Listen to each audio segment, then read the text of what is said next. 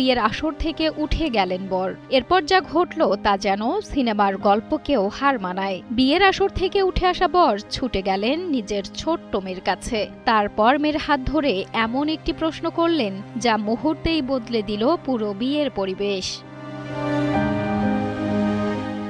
বিয়ে শুরুর আগ মুহূর্ত চারপাশে আত্মীয় স্বজন বর কনেও পাশাপাশি বসে, কিন্তু বিয়ের ঠিক আগ মুহূর্তেই বর বেশি তরুণ মাথার টোপর খুলে এগিয়ে যান নিজের অবুঝ মেয়ের দিকে।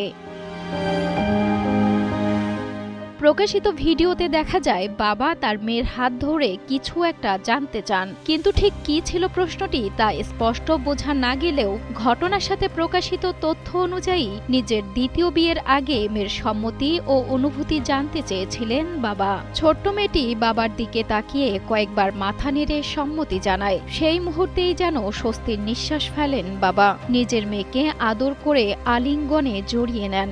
বাবা মেয়ের সেই আলিঙ্গনেই যেন লুকিয়ে ছিল হাজারো না বলা কথা। একমাত্র স্মার্ট সিটি বসুন্ধরা, আধুনিকতায় এক ধাপ এগিয়ে। ইন্দোনেশিয়ার এই আবেগঘন ভিডিও সামাজিক যোগাযোগ মাধ্যমে ছড়িয়ে পড়ার পর ব্যাপক সাড়া ফেলে। বিয়ের আয়োজনের চেয়ে নজর কাড়ে বাবা ও মেয়ের সম্পর্কের গভীরতা।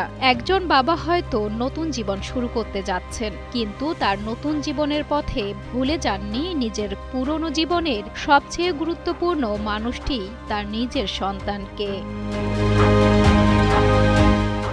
ইতোমধ্যেই ভিডিওটি লক্ষ লক্ষ মানুষ দেখেছেন এবং অনেক মানুষই নিজের ভালোবাসা ও আবেগঘন মন্তব্য করেছেন।